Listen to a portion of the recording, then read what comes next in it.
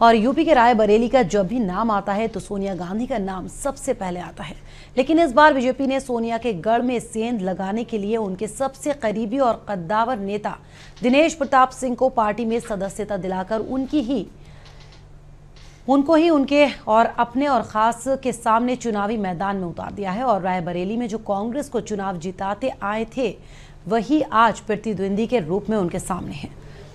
Nation live संवाददाता शशांक श्रीवास्तव ने दिनेश प्रताप सिंह से खास बातचीत की और जाना कि कैसे वो रायबरेली में कमल खिलाएंगे। आपको बता दें कि दिनेश प्रताप सिंह एमएलसी हैं और उनके भाई कांग्रेस से ही विधायक भी हैं।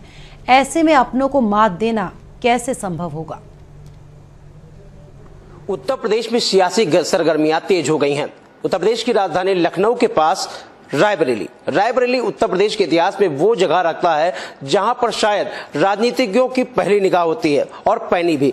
2019 के चुनाव की अगर बात करें, सोनिया गांधी का गढ़ कहा जाता है रायबरेली, और रायबरेली से उनके साथ में रहने वाले जो उनको एकदम खास कहा जाता था, कई चुनाव जिताने में उनकी अहम भूमिका रही है। एमएलसी हमारे साथ दिनेश प्रताप सिंह है, जिनको भारतीय जनता पार्टी ने इस बार अपना टिकट देकर के अपना प्रत्याशी बनाया। यानी ये कहना गलत नहीं होगा कि जो सोनिया गांधी के साथ पग से पग मिलाकर और एक सुर एक ताल पर अपने कदम लड़खाते नहीं देखना चाहता था, वो आज इस बात के लिए तैयार है। वो क्यों है? 21 अप्रैल को उन्होंने भाजपा ज्वाइन की और भाजपा ज्वाइन करने के बाद में अब ये सोनिया गांधी के खिलाफ चुनाव लड़ने की तैयारी में है। लेकिन भाजपा के यानी कांग्रेस के गढ़ में भाजपा कैसे सेंध लगाएगी, सीधे बात करते हैं दिनेश प्रताप सिंह जी से। सर, स्वागत है आपका नेशन लाइव पर।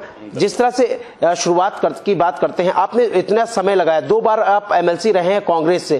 कांग्रेस का मोह कैसे भंग हुआ आपसे और अब कैसे सोनिया गांधी के खिलाफ चुनाव लड़ने की तैयारी है? देखिए, हमारे देश के यशस्वी प्रधानमंत्री जी का सपना है, नारा है, देश पहले, सबसे पहले देश, उसके बाद दल आता है।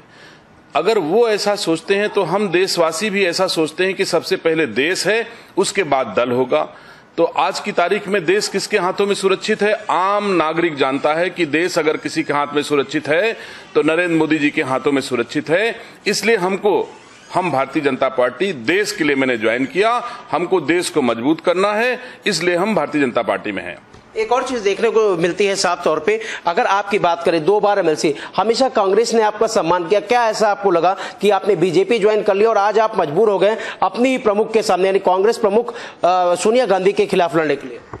देखिए, राजनीति में प्रमुख हमारी नहीं हो सकती हैं, हम समाज सेवी हैं, हमने रायबरेली जनपद में सेवा की है और निश्चित तौर से हम उनके खिलाफ होने का कोई हमारा व्यक्तिगत उनका कारण नहीं है। लेकिन ये सच्चाई है कि रायबरेली के सम्मान को कांग्रेस ने कभी आगे बढ़ने नहीं दिया। ये स्वतः दिखाई पड़ता है कि जब गांधी परिवार खुद रायबरेली से चुनाव नहीं लड़ा तो भी उसने रायबरेली के किसी बेटे को कांग्रेस का टिकट देकर के रायबरेली से एमपी बनाने का सपना नहीं देखा। जिस रायबरेली वासियों ने इनको सांसद बनाया, प्रधानमंत्री बनाया, सुपर प्रधानमंत्री बनाया, उसकी कोख सूनी रहे, उसके कोख में कोई ऐसा पौधा न पने जिससे उसका नाम रोशन हो, रायबरेली का नाम रोशन हो। ऐसी साजिश गांधी परिवार और कांग्रेस ने रायबरेली के साथ हमेशा किया है।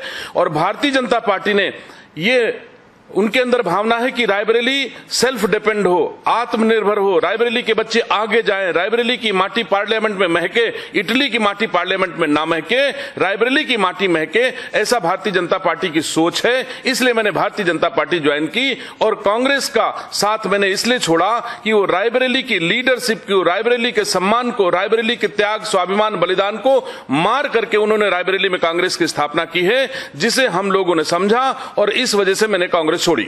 एक और चीज निकल के सामने आ रही, चुनाव 2014 की बात कर ले अगर, तो साफ तौर पे जो अभी इससे पहले अजय अग्रवाल जी यहां से चुनाव लड़े थे, कहीं ना कहीं उनको शिकस्त का सामना करना पड़ा। तो इतिहास अगर रायबरेली की बात कर ले, नेहरू गांधी परिवार ने हमेशा इस पे कब्जा स्थापित किया है, तो इस कब्जे को कैसे तोड़ेंगे, सेंध कैसे लगाएंगे, आपकी स्ट्रेटजी क्या है? देखिए, इतिहास कभी स्थिर तो रहता नहीं, इतिहास रोज बनता है, रोज बिगड़ता है और अब की रायबरेली एक अलग इतिहास लिखेगी जिसको पूरा देश देखेगा। एक और चीज सामने